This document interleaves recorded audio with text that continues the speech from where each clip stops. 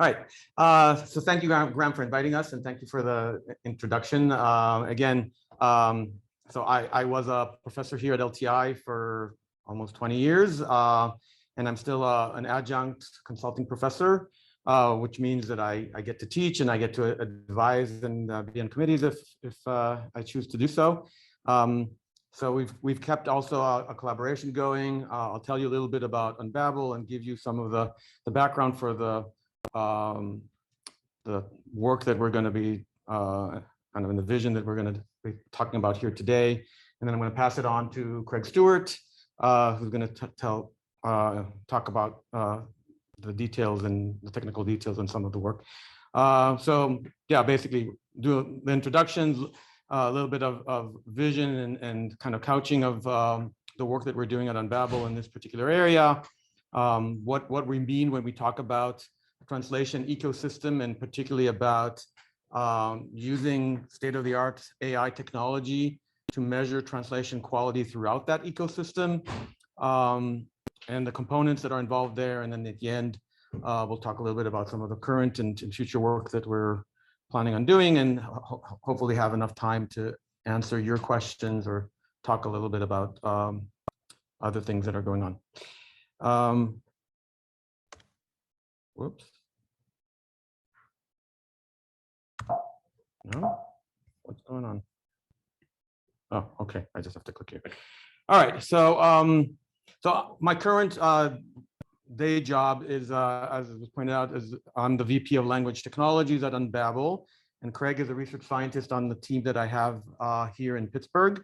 So, just for those of you who have not heard about Unbabel, so Unbabel is fundamentally an advanced startup in the translation technology and services space. It's been around since about 2013.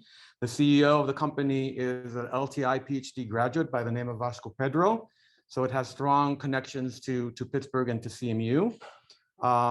And I like to say that I've known the founders of Unbabel since before there was Unbabel, and that is in fact true, because I know Vasco wasn't my PhD student here, it was Jaime Carbonell's student. But I've known Vasco since that time. And fundamentally, Unbabel is a modern translation technology and services company where the idea is to really use AI technology as the center for building an entire translation, state-of-the-art translation platform. And then that platform is designed basically to be fundamentally a translation product in the service of large multinational, multilingual corporations that have vast amount of content that they need to keep up to date in high levels of translation quality in all the languages and places where they operate. This slide kind of like presents the main kind of pillars of what that means in practice for Unbabel to build a translation platform that combines all of these things together. So there's the AI stack, which we're going to talk about in more detail, particularly about certain aspects of it today. The main idea is that machine translation is a center point of delivering translations to the platform. But as you well know, machine translation isn't quite yet up to speed and up to date, up to the point where pure machine translation isn't generated, or is not possible to generate it at the level of quality that is necessary for a lot of use cases and enterprise situations. So the idea is to leverage what we call the community, which is not just professional translators or professional translation, but actually native bilingual speakers, with different level of linguistic expertise through building and curating a community of people that speak the target languages that we are interested in generating our translations for, and then using AI to also guide when it is fundamentally that we need human intervention, humans in this process to actually help us with getting translations to the quality that we need for our customers. So it's built on AI first, community, and the mechanisms for combining AI translation generated by AI models with the community that is there to actually provide feedback and correct some of these translations. And then the idea is that overall creates a proprietary large data store that helps basically train models, train and improve these translations. And there's a continuous feedback loop that creates a virtuous cycle there that allows these automated systems to improve and to over time reduce the amount of work that humans have to do. The last component here, completely on the right, is seamless integrations, basically meaning that we take away from our enterprise customers the need and trouble to worry about how their content gets to the platform and back, and what other IT systems are involved in routing and processing the content from our customers. Now, what we're going to try and impress on you guys today here is that state-of-the-art AI technology that's focused specifically on measuring translation quality is a fundamental enabler to making this entire ecosystem on the platform of virtuous cycle of improvement actually a real thing that actually is effective and works in practice. So this is fundamentally just another slide kind of emphasizing what I basically already said on the previous slide, but you have basically the platform sort of at the bottom here and the community that are coming together. You have basically a portal to the platform that basically allows linguistic experts, what we call LangOps specialists, to basically control what happens on the platform, control basically the workflows that translations go through on the platform, control the process of what technology is applied and where it's applied, control the measuring of translation quality throughout different points through the platform, and basically control everything that happens on behalf of the customer experience. The fourth component is the integrations that I've already mentioned. And ultimately what this resides is something that we call channels, which are basically, you can think of them as workflows through the platform for different types of content, for different use cases that are appropriate for basically generating high quality translations for different types of content. And Unbabel has traditionally focused particularly, or has been particularly successful, and has focused on types of content where there is some opportunities, there's some urgency to delivering the translations, but opportunities also to bring humans into the process to improve the translations where possible and necessary. So we focus particularly on things like chat, emails, FAQ, customer service, customer support type of scenarios. Although with an acquisition that happened just a few months ago, we're addressing much broader, more mainstream customers and types of content these days as well.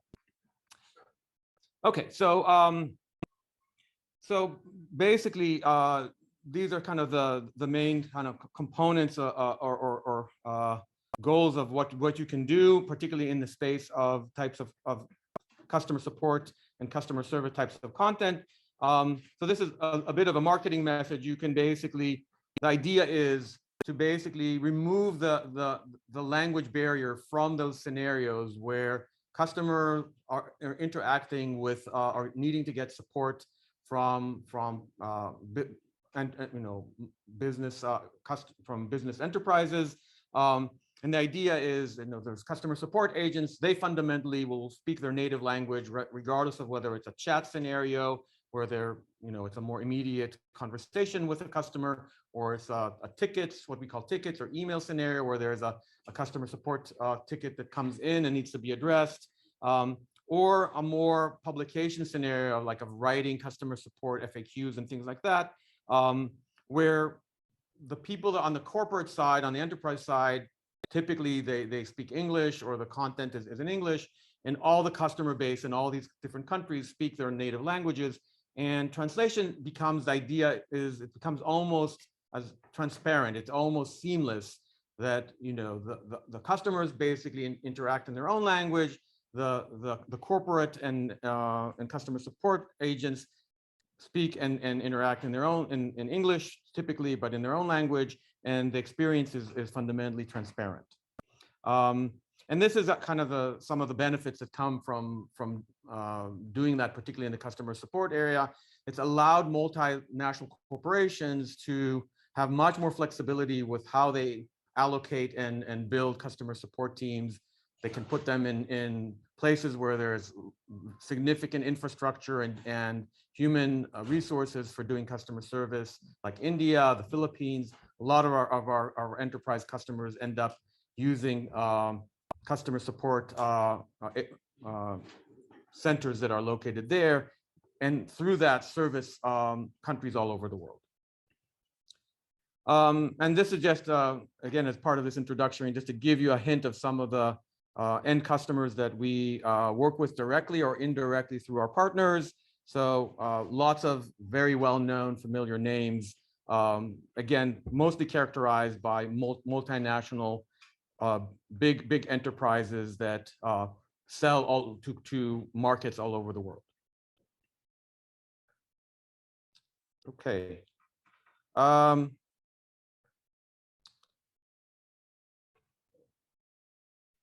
Okay, so let's see if I want to get back. Yeah, that goes back. Oh, okay, good. All right, so let me actually go back here for a second.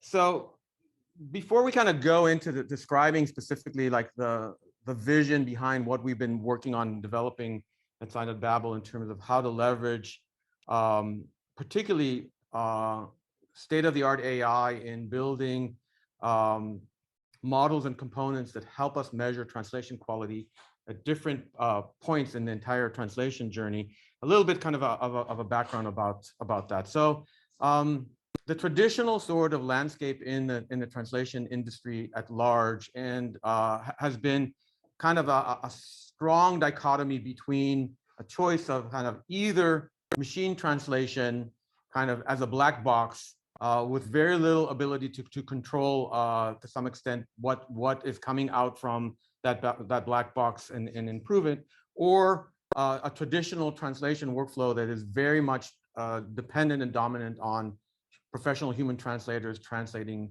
content and material.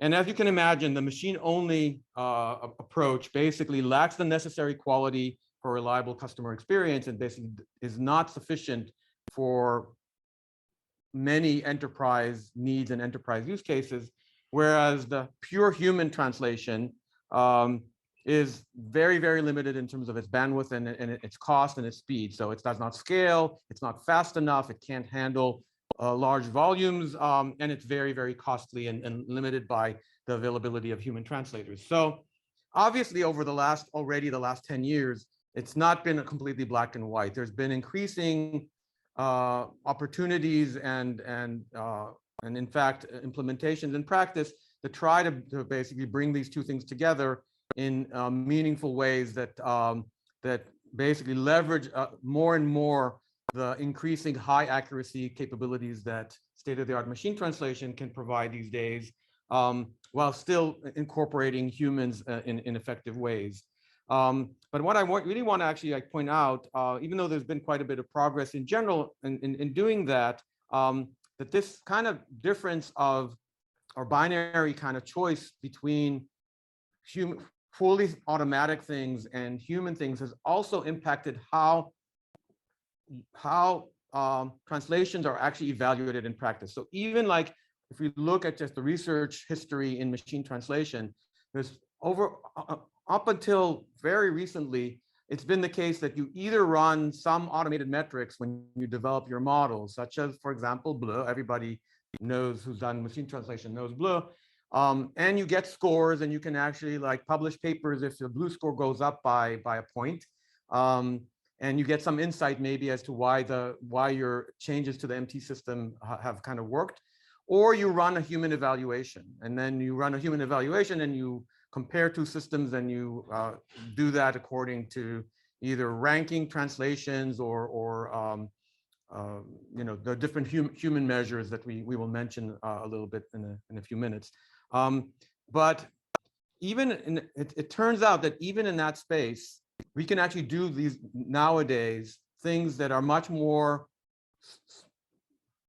collaborative and integrating and using the best strengths of both technology and humans coming together. And one aspect of what we want to kind of impress on you today is that the work that we've done, particularly over the last year, has now created a situation where we can actually do translation evaluation in increasingly accurate ways that leverage contributions coming from human evaluations in ways that was not really possible before. Okay, so I've mentioned this. I just want to go very quickly. Basically, that the platform implements in real time on the platform when translations go through the platform. Basically, there are these pipelines or workflows that are put in place to address different types of content. And just as an example, we're showing you here 3 primary kind of workflows that are typically used inside Unbabel to address these customer support types of content. So what you can see here, for example, that for emails where there is an opportunity for the sending a translation generated by machine translation to humans for fast turnaround editing, there's a workflow here that basically, as you see, starts with an original text, applies some pre-processing, data anonymization, then translates the content through domain adapted machine translation. And then we go to one particular place where we're applying AI technology for translation quality. So we have a component here that does quality estimation, and it gives us an indicator whether we even need at all to send that piece of translated content for human correction or human editing, or it's good enough to go out in raw machine translation form. And if it does need human editing, then it goes to our editor community that corrects and makes corrections to the target language text. That's finalized. And then that material offline will also go for some select portions of it will go to human error annotation, which we'll talk about in more detail later. And then all of that is fed back to multiple places in this pipeline in order to improve all of these components that were used along the way. So the ongoing corrected translations will feed back into automated retrainings of the machine translation models. They help improve the quality estimation models. They also give feedback to the editor community. And similarly, we have other workflows for other scenarios. So for example, in the chat scenario where it's real time and the conversation is real time. So there isn't an opportunity for humans to correct the output of the chat in real time, but we send again chat conversations that are estimated to be of lower quality for editing after the fact, and then that material is again used for improving our machine translation models.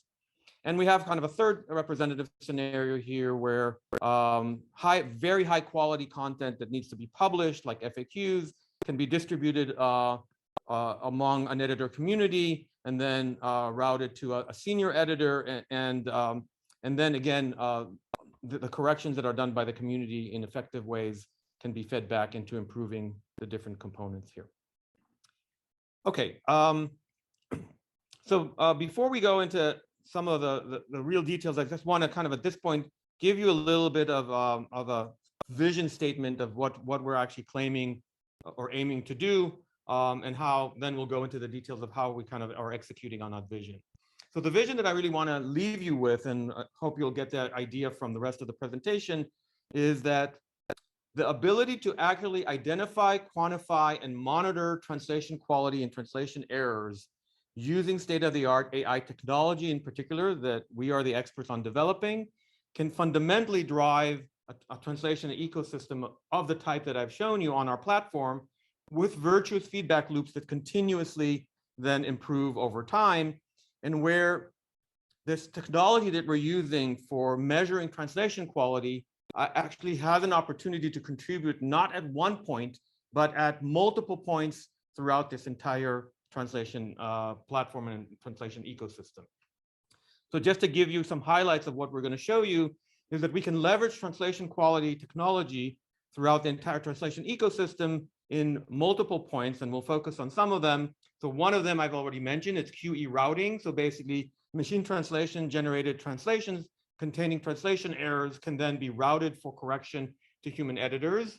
A second one is that we can use QE, quality estimation based technology, AI models, to do editor evaluation. So we can assess and curate a community of high-performing translation editors and annotators by using automated AI QE technology in assessing and analyzing the output of what they do. A third point is that we can use quality estimation-based data selection and data filtering to ensuring that our machine translation models are trained and retrained on translation data of the highest quality, and also use that particularly, you'll hear a little bit going forward, in selecting what data is most useful basically for retraining machine translation models. A more classic point in the system where we can use this technology is the more well-established point of using it as automated machine translation model evaluation. So there we have a concrete piece of work that you probably have already heard about, a model that we call Comet that's trained exactly as part of this ecosystem, which is these days has proven to be really state-of-the-art and superior to all the other metrics that are basically out there in use today. And then two more points: QE-based error detection can be used, and we're in the process of developing new technology that allows us to use it to help human editors, to help actually human annotators that are there specifically to annotate errors in translations that our systems are generating, do a better job of detecting and annotating the errors. And the final point about this is that the accumulating annotated data that comes from all of this serves to improve all of the models, not just the machine translation models, but also the QE models, the Comet models. All of these models can be further improved with this data that keeps accumulating throughout the lifetime of this translation ecosystem. And that data, that the models that are used to evaluate translation models and to detect translation models. And this is just a graphic really that basically shows in practice how sort of where, again, throughout the translation life cycle and ecosystem, all of this technology comes to play. Automated metrics, quality estimation models, empty telescope you'll hear about. It's a tool that builds on top of the results that come from automated metrics.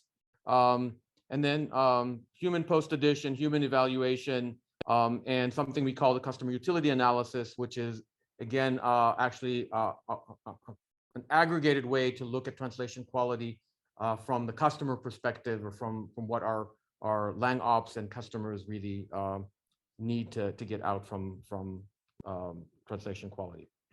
Okay, so at this point, I'm going to hand it over to Craig, and then at the end, we'll both come up here and wrap it up and answer your questions. Okay, thank you. Okay, so as Alon said, my name is Craig. I've been at Unbabel now for I think 2.5 years, so it looks like I graduated 3 years ago, not 2, but yeah, I'm gonna walk you through some of the components of what we've established as this ecosystem of quality at Unbabel. The fundamental purpose of which is to try and build a stable platform for assessing the quality of the product, assessing the quality of the translation that we're sending out to customers in meaningful ways. And that's one of the important things I want you to get out of this presentation, is that when we're doing analysis or evaluation of a task, such as machine translation, generally we can come up with numbers that explain something of the quality of the models underlying them. But actually what you find is when you're applying this in a commercial context, is that we need much more of that to support our understanding of what the machine translation systems are doing and how we communicate that to customers. I'm going to talk a little bit about both of those two different things. So I'm going to start with the human evaluation side of things, and that is the core of what we're doing at Unbabel. We're leveraging this community of human annotators and post editors to give us an evaluation or give us high quality translation. And so our human translation framework, evaluation framework, is based on MQM, which is the multidimensional quality metrics framework, which came out of the QT21 Launchpad project headed by Alon, and is still something that is in development, has been in development for a number of years now. I think they're looking at building out version 2 of this framework at the moment. So this is still something that's very much live and in development. But fundamentally what it is is kind of an error typology, and you have head level categories of errors. In our case, we use style, fluency, and accuracy as those kind of top level categories. And then annotators who are looking at our content can dive down into a tree of different error categories and tell us exactly what is wrong with the machine translation. And so you can dive down into accuracy or something like that, and you can find categories like orthography, which tells you that there's a spelling error in there. And so what our annotators in our community are essentially doing is taking our content, looking at it on a platform that we provide for them, and highlighting errors within the translation to give us an idea of exactly what is wrong with the translation. This particular style of framework is differentiated from something like direct assessment, which you may have heard of if you've worked in machine translation before. Direct assessment is more of a subjective, out of 100, what do you think of this translation? What is the quality of this translation? This type of framework allows us to get much deeper into the translation quality and understand at a granular level exactly what is going on. There are, aside from the categories, we have severities of errors. So if somebody picks out an orthography error, which happens to be very minor, they can flag it as a minor error and we don't pay much attention to it. Or something like is happening here, where you have blind driving for the translation of a car for the blind. You can see that's a terrible mistranslation, and the annotators correctly added a major tag to that. So we know that that's a major error. Then we use all of these different types of tags, and we have a formulation, a calculation of a singular score, usually at a document level, but we use it also at a segment level, which is a sum of the errors in the sentence and a function of, you know, how long is the sentence, what types of errors are in there, and we get a score from 1 to 100, which tells us on a numerical level exactly what the quality looks like for that segment. And that ties back into the ecosystem in the following ways. So this is obviously our primary method for evaluation of translation. Given enough time and money, this is how we want our translation to be evaluated. This is the most reliable source of information to us. But it's also used to evaluate our post edition. So when our post editors are editing our content, we also have that sent to evaluators to make sure that our editors are doing the same thing.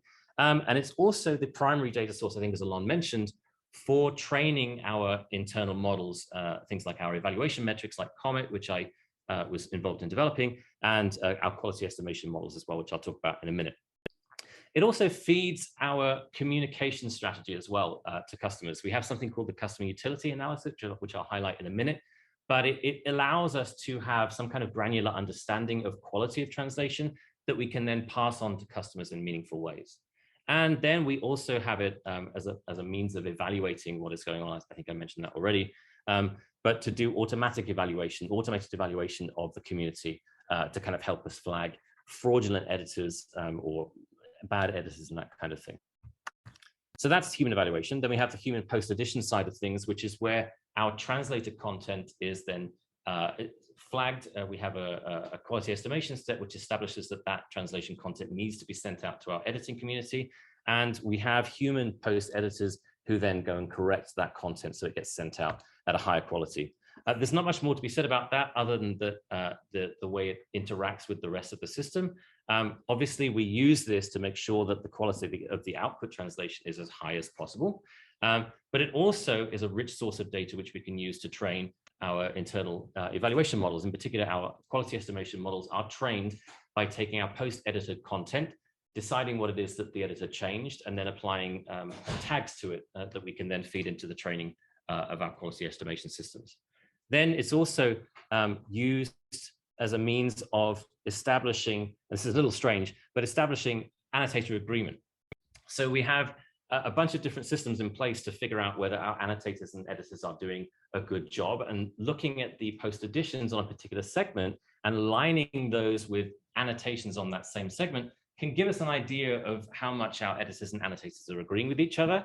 This is a bit problematic because they are fundamentally different tasks, and post edition is doing something a little bit different to identifying and highlighting errors, but it's a rich source of information for us that allows us to feed back and forth between editors and annotators to figure out what it is that they're doing. And then obviously the big thing for us is that all of this generates translated content that we know to be good. And one of the things we do at Unbabel, and this is pretty common in the translation industry, is we establish something called translation memories. And the idea of translation memories is that if we have a source segment come in, and we've already seen it before, well, we don't need to translate it. We can pick it up from this translation memories database, and we can pull it in and send that translation out under certain circumstances. So that's what translation memories is. Then I'll talk a little bit now about what I mentioned before, which is the custom utility analysis. And this is built around the fundamental question, what is good? So when we start looking at a translation and we try to decide what the quality of that translation is, we have to think on a wide spectrum of different perspectives. And for us in the customer services industry, there are particular things about a translation that render it good. Things like brand consistency. If we're translating something for Nike, are we using the correct terminology within the translation? That's something that's very, very important to Nike, for example. And so what is good is not necessarily reflected in a score. Of course, we can all use a blur score to assess the quality of machine translation, but over and above that, we need to have some method of communicating quality to our customers. So we developed a framework called the custom utility analysis, which is essentially a measure of the utility of a translation to a customer based on our MQM framework. So we take the scores that are generated from our MQM annotations and we bucket them into 4 different levels of quality, which allow us at a very, very high level to give customers an idea of what the quality of the translation looked like. And this was developed by linguists, so it's fundamentally grounded in linguistics and linguistic understanding, and it has these 4 categories and nice colors to accompany them as well. Excellent quality, obviously the translation is practically fluent, there's nothing that you need to worry about, this is great. And then you go down to good, where you might start seeing some kind of minor errors that wouldn't necessarily affect understanding or the quality of the translation, but it's mostly there.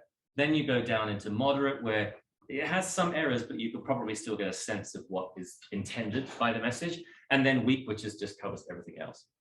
And the fundamental thing that you'll notice here is that through each of the pipelines that Alon was talking about, we have different boundaries and different sets of scores. And this again reflects what I was talking about before, is that customers for each of these scenarios have different expectations about quality and what is expected at that level. For example, you'll see that the boundaries for the chat type content is much lower, because chat being synchronous and mostly machine translation anyway, customers are normally happy with a lower level of quality.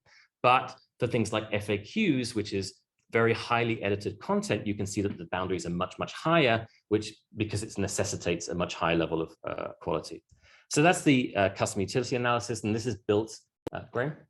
Yeah, so I was just wondering if you also consider the style in the CUA, because like if you say something very rude to a customer, that's obviously a big problem. Yes, absolutely. So that's considered within the framework of MQM, and we have an entire subcategory of error types to do with style. And that, of course, includes things that I mentioned, like brand consistency and things like that. And that then hopefully gets reflected in the output score. And there are different balancing acts that you can do. If you have a particular customer who has a particular interest, you could potentially weight different severity in different ways to highlight different things that they find important. Yeah, this is just worth showing. This is what a customer sees when they have an account with Unbabel. And we have this custom utility analysis forming this little donut up here, and they can have a live understanding of what the quality of their translation looks like at any given point. So the custom utility analysis obviously is our means of communicating customer quality to our customers. And we have an attempt to communicate quality in a meaningful way, which is interesting from the perspective of academia and for you guys writing papers, is that when you try and present numbers in a commercial context to customers, they don't tend to make much sense. And what's much more useful in the commercial context is something much more meaningful, which is what we try to establish here. And there's a lot of stuff that you can do with this. And one of the things that Alon talked a little bit about is data selection, right? There was a recent paper by Saldias, which talked about the clever selection strategies or sampling of data for training of machine translation systems, by which you can kind of bucket sentences and select from individual buckets rather than doing like a random sample. And there's some clever things you can do there. And so we can use this beyond just for customer communication. So I'm going to talk about Comet just a little bit. I know that you're probably all very aware of what Comet is, but Comet is my baby, so I have to talk about it a little bit. But so Comet basically came out of the idea that we could leverage large multilingual pre-trained models in a meaningful way to assess translation quality. If you have any idea about the history of evaluation metrics, machine translation, they're mostly lexical based. Alon is the father of Meteor, which is another parallel metric to Blur and was very successful. And so Comet builds upon those ideas, but focuses more on ideas of segment similarity. And in particular with Comet, we leverage the XLMR, the Lexium Roberta multilingual pre-trained model. We use the multilingual model because it allows us to cover a wide range of languages. In fact, XLMR, I think, covers over 100. And we use it to basically embed our input sentences. One of the unique things about Comet is that whereas previous metrics were using just the hypothesis, the output machine translation, and a reference, we found there was some value in also bringing in the source and encoding the source using XLMR. And so we use not only the hypothesis and the reference, but also the source in determining translation quality. We do some concatenation, some combination of those embeddings that are fed out of the XLMR model. And then we basically have a very small neural network that sits on the top and does a regression over MQM scores. Well, I should say in particular, our public Comet model does a regression over direct assessment, but there are other models available that, and internally we use MQM as a means of improving the quality of Comet estimation on content that we use internally. So for example, the Comet models that we use internally at Unbabel are trained on the customer service content that we're evaluating. And so they have a much better idea and understanding of the granular level and the types of error that can be expected. And they're much better at predicting quality scores on that particular type of content. So that's Comet. We received some nice external validation of Comet. We participated in the WMT metric shared task for the last 2 years. And now we're involved in organizing the shared task. And if I get some time, I'll mention it at the end of the presentation. And then we also had this nice paper that came out of Microsoft where they took a bunch of these neural metrics and did some comparison. And they recommended the use of Comet over other metrics, which is nice. But they highlighted something important as well, which I want to kind of put out there, is that Comet is a particular type of metric that's very good at doing a particular type of evaluation. But there is still value in using other metrics. And then if you're doing an evaluation of machine translation, for example, and this applies across other tasks as well, it is generally a good idea to pick up a couple of different metrics with a couple of different backgrounds and use multiple metrics to establish a wider perspective on translation quality than just the one metric, which I think is really, really important. And fundamentally is why we have this entire ecosystem around quality at Unbabel. There have also been some really interesting critiques of Comet, and this is really important to us because obviously we want to make Comet better. And so finding out how to make Comet better is really fundamental to us. There was a nice paper that came out just this year in which they attempted to use Comet in minimum Bayes risk decoding, which is a technique by which you establish a cost function in your decoding, and you use an automated metric within that function to determine which of the translations you think is better. This is a kind of a new technique that is pretty fashionable at the moment. It has some limited success, but one of the key things holding it back is that the best metrics like Comet are huge and very difficult to use in a training scenario. And so that's certainly one of the limitations of Comet, but other limitations that they pointed out in this paper, Comet struggles a little bit with numbers and named entities, and that's something that we have recognized internally that we're hoping to work on. So there's some kind of external critique as well. On the basis of that and moving forward with Comet, we look at internally building on those weaknesses. What are ways in which we can make Comet better? One of the things that we introduced last year when we were involved in organizing the shared task was the idea of these things called challenge sets, whereby we take particular types of error and we assess the ability of individual metrics to capture or to reflect translation quality according to different types of error. And this is a really, really interesting way of figuring out which metrics are good for which type of error or which type of scenario. We also, in parallel to that, have been developing some internal tooling, and we had an intern actually from CMU, Catherine Zhang, who was with us last year, and she developed a tool with us for doing exactly this, measuring the ability of translation metrics to capture different types of error. So there's lots of cool stuff that we're doing internally as well. Obviously, I've mentioned that this is all fed by our internal MQM, our internal annotation. So that's kind of where it sits within the ecosystem. But there are some other use cases for Comet that we're exploring as well, including MBR decoding. And also generally, it's our primary method of deciding which of the translation models, which of the MT models are pushed forward for deployment. So we have a training and retraining scenario set up where our systems are trained and retrained on data. We take a look at the Comet score, we do some analysis, we pull in other metrics as well, not just Comet, and we make a decision on whether or not that model is good enough to be deployed. Then we have quality estimation, which is a slightly different task. And if you're familiar, the primary difference with quality estimation to evaluation with automated metrics is the presence of a reference translation. So for Comet, you need to have a gold reference translation input to the system for it to understand the quality. With quality estimation, you're doing it without the benefit of that. We have something called Kiwi, which is a little bit older than Comet, was introduced in 2019, but is still being developed and still very successful. But essentially, you're putting in a target and a source. And what you're doing with Kiwi is you're working more at a word level. So you're working with tags, essentially. And generally, with quality estimation, you're separating tags into okay and bad tags to establish where exactly the error occurs. And what you can do is then use the quality estimation system to provide an estimate of which parts of the sentence individually you think are not good, and then use that to produce a score at the same time. So fundamentally, it's doing the same thing as Comet, as our evaluation metrics, but we don't need a reference translation to do this. And I'll show some slides in a minute which are interesting to show that the quality of these quality estimation models at the moment is such that we're kind of approaching the quality of metrics themselves. The current version of Kiwi that we have is also trained on XLMR. So it's trained fundamentally on the same pre-trained model that we use in Comet. And so it's fundamentally doing the same thing and just really underlies the strength of that underlying pre-trained model, which is pretty cool. Kiwi won an award at ACL, the best demo paper in 2019. And this is partly the team that was responsible. And here I have a slide of just to highlight some of the differences.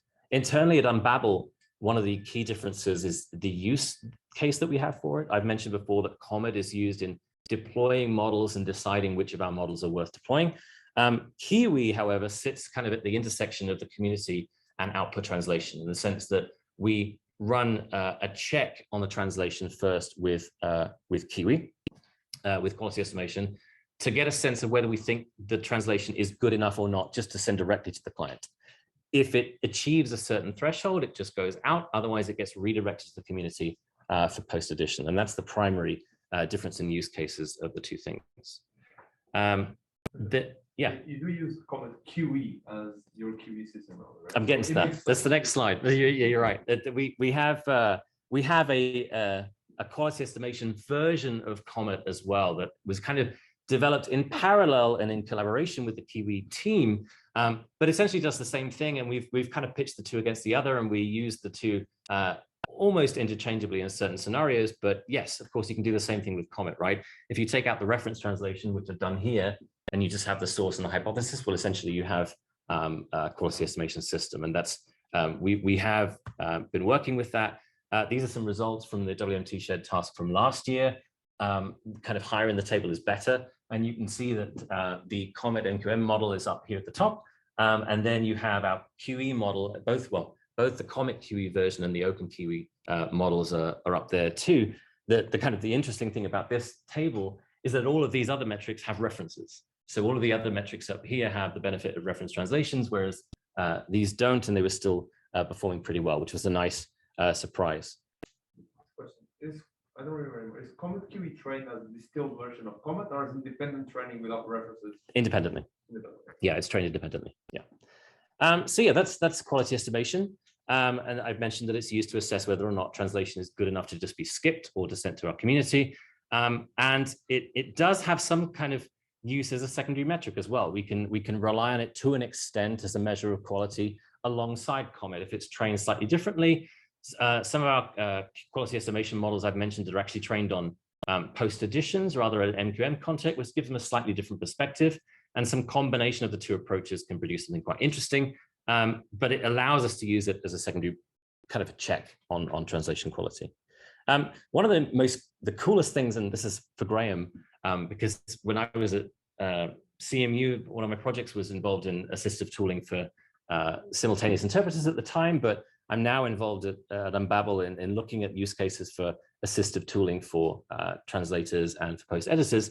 And of course, this is a great candidate for something like that, that we can use it in trying to do early detection of errors in translation segments and provide suggestions to our post editors or annotators as well, which is a really cool and interesting extra use case that we have. So now I'm going to talk about MT Telescope just for a few minutes. And MT Telescope was developed from the idea, which is fundamental to this presentation, that just getting a blur score for translation quality is not really enough to have an understanding of what translation quality actually means. And it's not necessarily meaningful if you just have a test set and you get a score which is an average over the test set to understand what the actual translation quality is. So that was the fundamental basis for building Telescope, which is a tool we now use internally in doing kind of deep dives into translation quality. And fundamentally this is that if you have two scores, one is 86.7 and one is 86.8, well, what does that mean? Obviously, you're probably going to choose this system as the better system because it has a higher score, but is that actually meaningful? I mean, what is happening under the surface? Like, what is changing? And in terms of the MQM typology that we have, like, what kinds of errors is the system getting right? Is it the same in both systems? Is one system doing something else better and just kind of losing it out in the average of scores? What is happening under the hood? So MT Telescope was developed to try and answer those questions. And it's fundamentally, all it is doing is taking particular types of error and providing different viewpoints and perspectives on the translation quality at a segment level. And so what we have is when you use Telescope and you run it through your test set, you can go in at a segment level and you can have a look what the reference translation is supposed to look like, what the translations of both systems produced were. You can see the difference in scores and you can get an idea there what the types of error might be that come out. It gives you a tool, an ability to kind of deep dive into the test set and see exactly what was going wrong in a very easy way. So you could, when this is up on the screen, you can, I don't have a demo now, but you can scroll over it and hover over any of these bubbles over here, and it will show you the translations that relate to that particular score difference. Then it's also tied in as well to our custom utility analysis. You might recognize the colors here. We use it in collaboration with these kind of buckets of quality to understand the distribution of those buckets between two systems. You know, what is the customer going to see when it looks at that donut once we deploy this new model? Is it going to see a change in the distribution?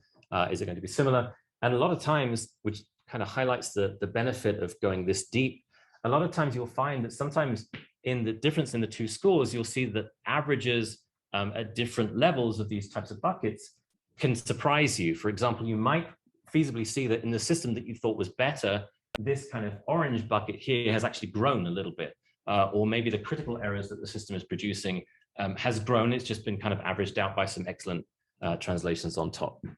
So that's a useful tool and something that we're developing continuously.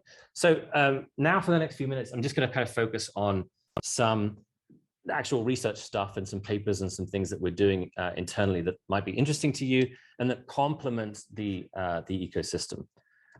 So the first one is applying MQM to source text. So in the customer services sector, you'll find that the source text that's coming in, particularly in a chat scenario, is fairly noisy. You have two different perspectives on it. You have an angry customer who wants to complain about the stuff that didn't arrive or arrived bashed up in a box or something. And then you have the customer service agent who's generally following some kind of template or protocol and trying to communicate. And a lot of the time, these customer service agents are non-native speakers of English. And so, of course, they're prone to that type of language error. And so applying quality evaluation to source text can provide a number of opportunities to us within the ecosystem to understand translation quality and understand what's going on. So, for example, if we have a bunch of noisy source text come in the door, and we have some bad translations that come out, we can point back to the source as the source of the bad translations, potentially. So that's one of the things that we're working on. There was a paper, Gluscovato, that came out of the University of Lisbon Taya, the author of this paper, was an intern with us, and I think she's on the CMU Lisbon program as well. But she did a very nice paper on a kind of a different version of Comet, which leverages uncertainty as a means of providing a distribution over scores rather than just a single score. And this is a really, really neat and interesting idea. And it basically works on providing kind of like a confidence level estimate over scores rather than just a singular point. And this is really, really nice. And she does this in a couple of ways. One of them using deep ensembles of models to provide lots of different scores, and another one using Monte Carlo dropout as a means of providing different perspectives by doing dropout repeatedly and then producing different scores. And then you can kind of get a sense of a range of scores, and obviously a wider range, meaning more uncertainty about the score, which hopefully encapsulates the actual score somewhere in the distribution, and also normally the common score as well. So this is a really, really neat approach, and something that I think is a lot of value, especially when you're trying to understand translation quality. I've already mentioned her method, so I don't need to go into that. And yeah, I mean, the most successful was deep ensembles, but deep ensembles are pretty computationally expensive, but Monte Carlo dropout seems to be a method that is reasonably successful, but also a little bit cheaper. So the one big thing that I mentioned before, particularly in the context of minimum Bayes risk decoding, is that Comet is huge.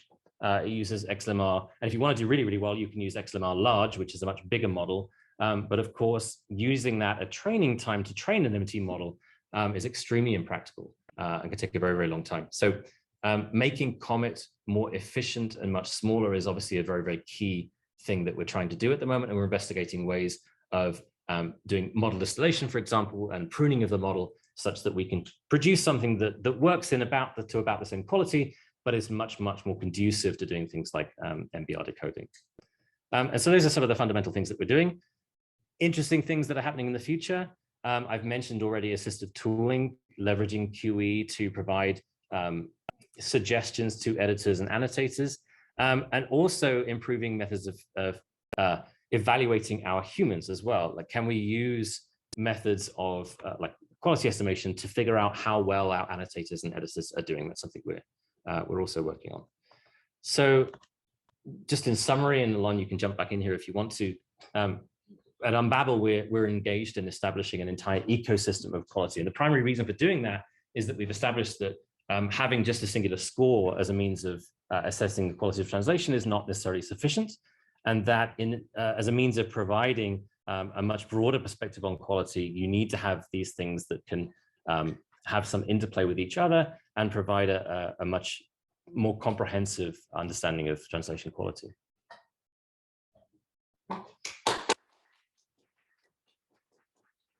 Why don't we take some questions Sure. now, if there are any questions, and then there's an addendum here a little bit describing the shared task for this year that we thought would be interesting in case people want to consider participating or being involved in any way. So let's start with maybe some questions. Yeah. Well, first of all, I really like this presentation, so thank you. If you could get back to the slide on the ecosystem, I'm just kind of wondering in general, what languages are supported for the different parts of this ecosystem? If you could speak a little bit about that.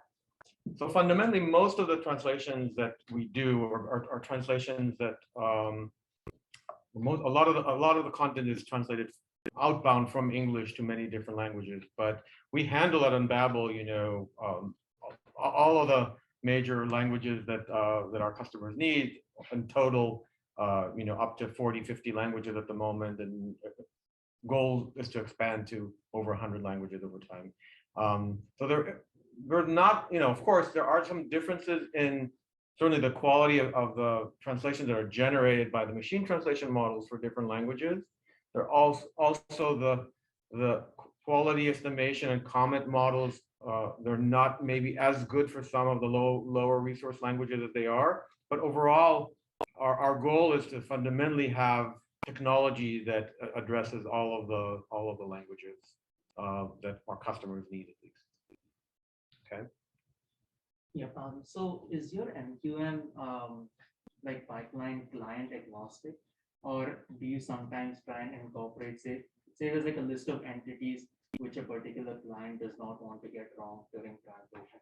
So do you incorporate it in that, or do you kind of look at it in the empty telescope? So in terms of the typology itself, MQM is like you say, agnostic to clients. We have a single MQM typology which we apply across all clients. The one thing you're mentioning is about specific terminology. We do apply particular glossaries to translations. So we do have we have particular methods internally of ensuring that particular types of words are used within translations.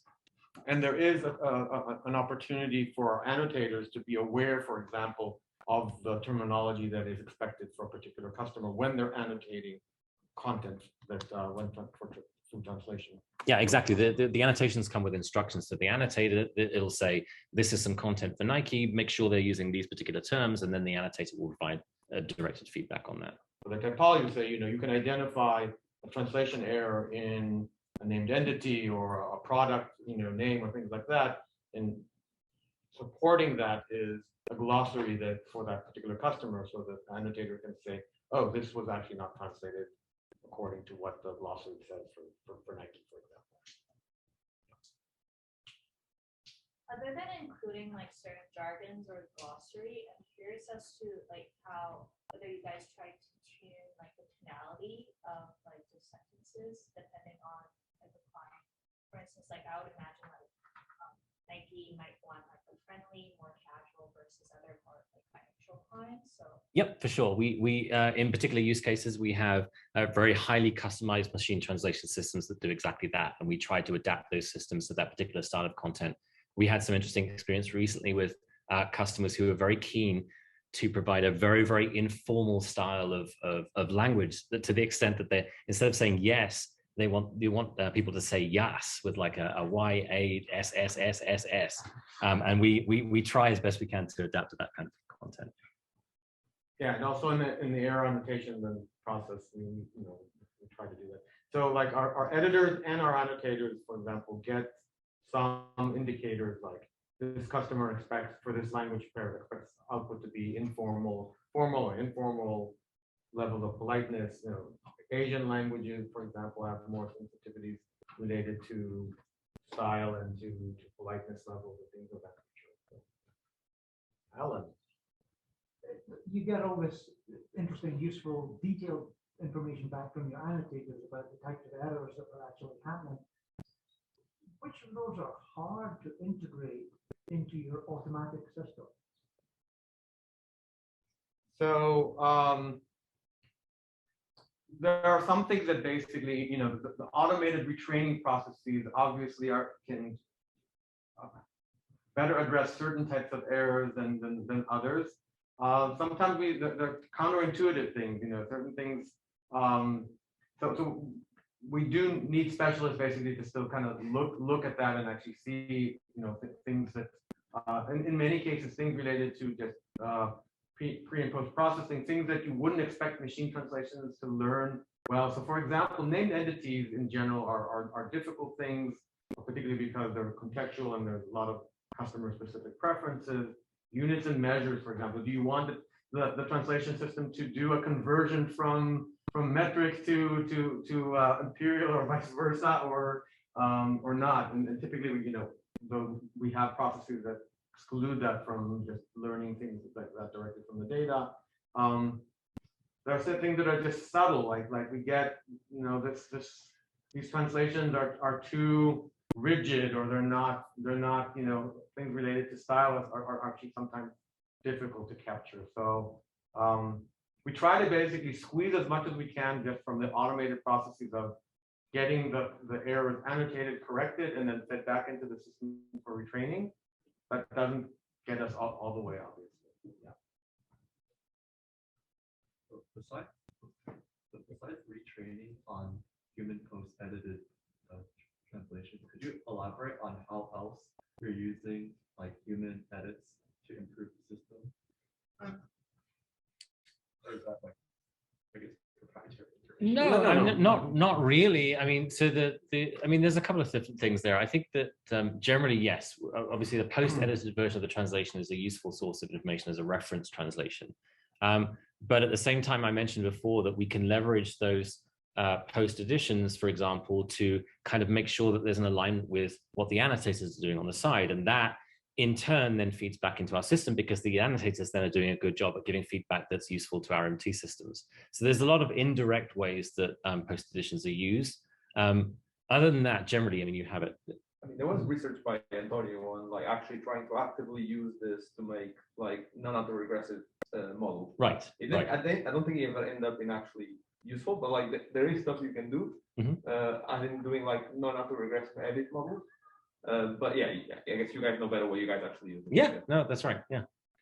Yeah, but the key thing is, in addition to improving the translation models, this data ends up being like a gold mine for improving our quality estimation and evaluation models, which then allow us to more accurately, automatically detect the errors and reduce the amount of work that is necessary by the human editors and annotators, and make sure that they are more consistent and of high quality. And all of this comes from the same concept. Like, so we generate annotations and post editions on a daily basis. I mean, with the rate at which we accumulate data is huge.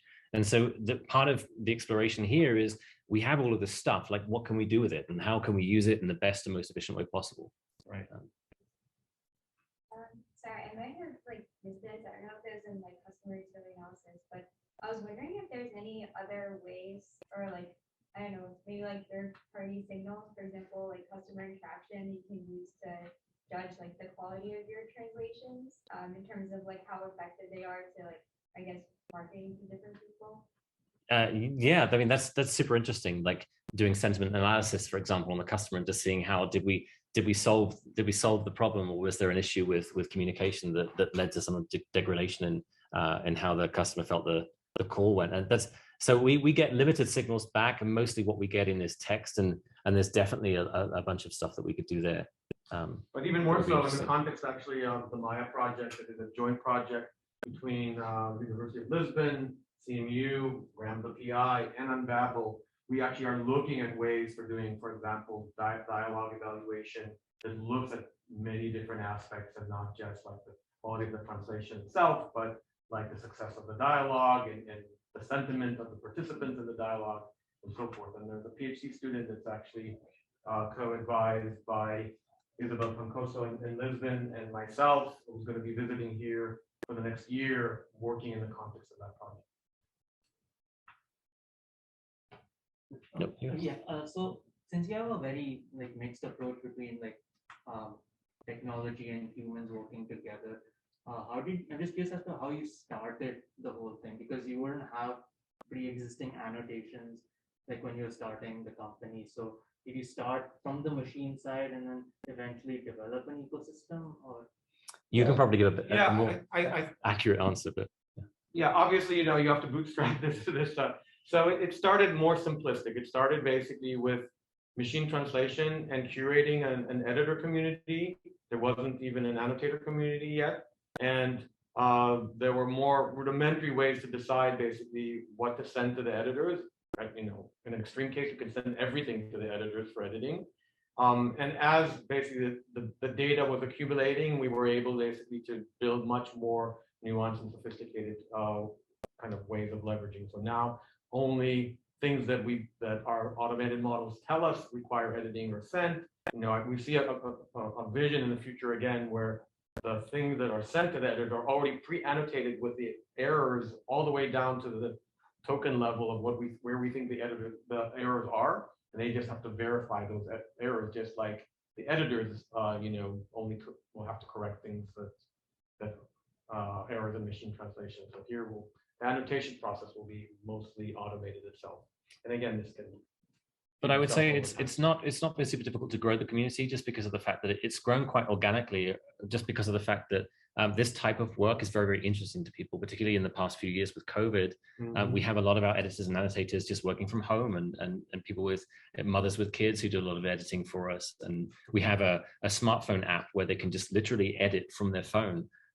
So that kind of thing has helped, I think, to grow the community. And as a reference, when I was, I think, a second year in the grad, it was the way I made money, basically. Because like at the time, it was much easier to join. I don't know if you're more strict now in terms of the annotators that join, but at the time, like if you're someone that wanted to do translations for a second bilingual language, you could just join. I think it was 2015.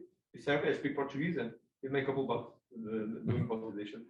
Yeah. But I don't know if it changed much since that time. But at the time, it was like that. I mean, obviously, you have to be proficient in the language, right? And we have certain checks and proficiency tests and things that you have to go through to get there. But yeah, by all means, even if you just download the Unbabel app from the App Store, wherever we have a list of the languages available, and you can go in and the Unbabel website has information too, if that's something that's interesting to people. I think sorry, this is a follow-up comment. But I think one interesting thing is, particularly for translation, but also for NLP in general, it's rare for a company to only be selling the technology. Usually it has some sort of humans involved somewhere, because if it's only technology, then it's easy enough to get some other free solution somewhere else. And the places that are developing things that are only technology are places like, Google, Microsoft, other places like this that have another core competency like search or selling desktop software or stuff like this. And this is they make good enough translation technology on the side. So I mean, the thing that I think makes Unbabel or many other startups, competitive there is that they deliver a higher quality standard, but in order to do that, you also need some sort of it's also the same for customer service, just in English, not multilingual. The only exception I can think of is DeepL, which is a translation company that actually I don't think has a human in the loop component, but they're pretty good in some cases. So my question is so there's a three-part question. So one is external reporter has a fixed context window, right? So you can't really fit an infinite amount of text into it. So now if you're going to translate a very long post, which basically means about 4 or 5 context window stripes, and how do you evaluate that in format in languages where the translation segments and your source is not going to be one-to-one to feed into your system? Sure. So there's a couple of things you can do. I mean, mostly the content that we manage is of a reasonable size, and actually, so even for things like FAQs and emails and things, you very rarely get something that's very, very long. And normally it's broken down into a meaningful way that we can handle it. But yeah, especially with Comet being built upon XLMR, there's limits. You can't just throw in infinite amount of tokens in there. So yeah. You have to develop. We don't internally need to do that because of the fact that our content never really hits that point. But yeah. I would add to that basically errors that are only errors because of context, basically, of how they are in relation to other things in an entire document or dialogue are still a challenge. We do operate to a large extent still on limited context, although as people in this audience know, there's basically some limited amount of basically knowledge, information that comes typically from looking at particular very large, histories of context. Usually, recent context of one sentence back actually provides a pretty good information source. You can probably talk a lot more about that than I can. I did want to point out that actually we're thinking of doing research. Me and Taya and Chris are investigating doing Comet for context level, basically. Yeah. So it's not there, but we're precisely trying to look at that. Basically. But it does not deal with context. So just deal with current sentence. Yeah. Second question is I think Comet came out in EMN 2020. So there's another paper called MADX, which shows that external roboter doesn't perform very well for extreme low resource languages. So that's not surprising. Yeah. So did you combine MADX with Comet, or combining it, or how do you make external roboter work for low resource underrepresented embeddings? Yeah, that's really interesting. And we have done some very limited experiments with Comet on applying it to lower resource languages. Just actually anecdotally, we tried it on Inuktitut, which is I think as part of the data for the shared task that we picked up, and it seemed to do reasonably well. And I think that's just because of the strength of the underlying pre-trained model. But of course, that doesn't obviously cover everything, and definitely extensions of Comet that look at lower resource languages are going to be increasingly important as Unbabel grows, because we are starting to touch areas of lower resource languages, and that's something we're interested in. You also used to have a table of the languages in Comet that you feel confident working in, the ones that I say we cannot assure that this will work. Yep. We went through an entire process when we deployed Comet internally of doing an assessment of what we thought we could use it for reliably and what we weren't so sure. And yeah, exactly that. We came up with a tiered rating system whereby we did thorough experimentation on across a range of languages and figured out that, of course, some of the lower resource languages, it was kind of less reliable, but still reliable enough, for sure. Yep. Yeah, just the third and the last question. Yeah. So, another thing that you said about editing like specific data points in the telescope, the MP telescope. So there's like very recent research about editing language models at a particular instance. Like I think editing factual knowledge is like one recent paper. So like it's always been a dream that when I was like doing dialogue related research, my product managers would say, "Can you fix this one single data point for me?" I'll be like, "No, yeah, it's not possible. We need more data." So like did you consider editing the language model with one instance as well, so it can be consistent? That's not. I'm pretty sure, and Patrick will probably correct me, but that's not something we've explored directly. But I mean, it sounds very, very interesting, and it's definitely, like you say, it's the dream, right? If we could, because with all of this annotation data that we get back, we have a lot of the time very, very specific areas that we need to fix, and to be able to do that in some way would be great. And they're thinking about that. It doesn't have a solution yet. So like, with retrieval-based models and something like that, maybe it's possible to do something like that. But currently there's no not easy way to do it. Yeah. Right. Yeah, cool. Thank you. Yeah, thanks. Okay, so if there's no more immediate We have questions, one more question. I Okay. don't know how much. All right. So, in regards to like fostering a community of translators and annotators, were there any like unique challenges or lessons you learned while doing so? So I mean, unless you have something concrete to say, one of the reasons that we have like the app, I think, was that in growing the community, we had to make it mobile. You've got to allow people to work whenever they want, wherever they want. And that was definitely one of the things I think that is a result of exactly that conversation, trying to make it as mobile as possible. Yeah, and the other thing is just that as with experience with things like Mechanical Turk and things like that, you have to actually have good control mechanisms for evaluating the work that the people are doing. Sometimes it's malicious, and you have people that are trying to get paid for things without doing them, but often it's just they're not as good at the task as they thought they would be, and they're not generating high quality results. So it's a really important component in managing and curating communities to be able to effectively evaluate the work that they do and the quality of the individuals that are working on the platform. And keeping them happy as well. I mean, we actually have community managers who work directly with the community, and they have like events that they get them all together online and do a bunch of different things with them, and they have like blogs and stuff like that. So definitely community engagement has been quite successful. Yeah. Okay, we have like if we have 5 more minutes, Craig, maybe you very, very quickly. I just wanted to give about WMT. a quick plug for the metric shared task. So we, as I mentioned before, both Alon and I are involved with a bunch of different people, including Marcus Freitag from Google and George Foster, and some people who have been involved in metrics and evaluation for some time, in organizing a shared task on metrics at WMT. So the primary goals of it, obviously, I mean, Comet is sort of partially responsible for our involvement in this, and we're obviously very interested in evaluation, but there are opportunities to try to improve on things that we're doing and produce new metrics and new ideas, and we're really keen on encouraging people to take part and get involved. And one of the things that we're doing is obviously trying to establish correlation with human judgment, and those human judgments we've made some changes over the past few years and improved. Now we are using MQM as a means of evaluating using humans, and so that's kind of a new step, a new direction for the task. And we are obviously interested in increasing robustness of these metrics to different phenomena, which I'll talk about in a second as well, and increasing like the availability of good data sets that people can use to develop these things. So there's kind of 2 evaluations that we do within the shared task. There's one which is like basic correlation with human judgment based on MQM, and we also leverage direct assessments as well, which are generated through the machine translation shared task. And so we have these kind of 2 different dimensions to it. But there's 3 really interesting subtasks, and this is one of the points that I think will maybe interest some of you.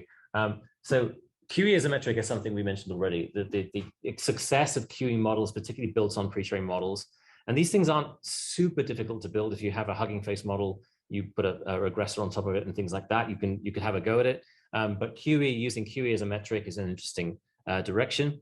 The second thing on here I'm really excited about is kind of new for this year. We tried this last year where we provided challenge sets. We provided kind of gauntlets where you try to get your metric through these hoops and see how well it can do against particular types of error. Well, we're kind of moving it forward this year, and we have a kind of a builder and breaker type scenario where we're trying to encourage people to introduce data sets as well, introduce new challenges for metrics, and then in a kind of in a way, you kind of break the metrics that exist. Can you come up with a data set that breaks Comet, for example, which is kind of a fun thing to try. But then also on the other side, providing or developing metrics which are specifically good at these different types of things.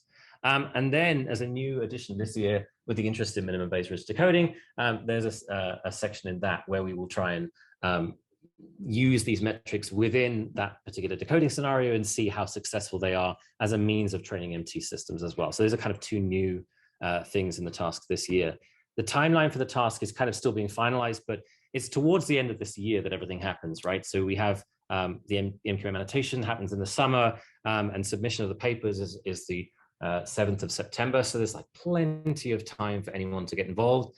It would make a nice class project for the next semester, not necessarily this one, but yeah, we're just really keen to encourage everyone to have a go at that.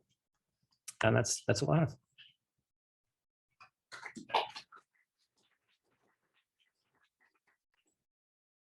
That sounds actually really exciting. They have all the variety there. And for context, it was more straightforward in previous years, like not as much variety with respect to that.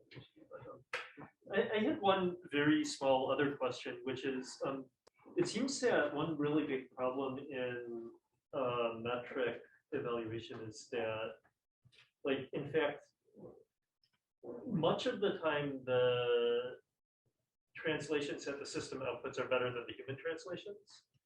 And so a lot of the like pathological examples where the metric is like really off of human evaluation, it's simply because the system was better than the like actual. The human references, the quality of human references have become a critical issue for metrics that rely on references. So do you know of any way that like that is being fixed, or?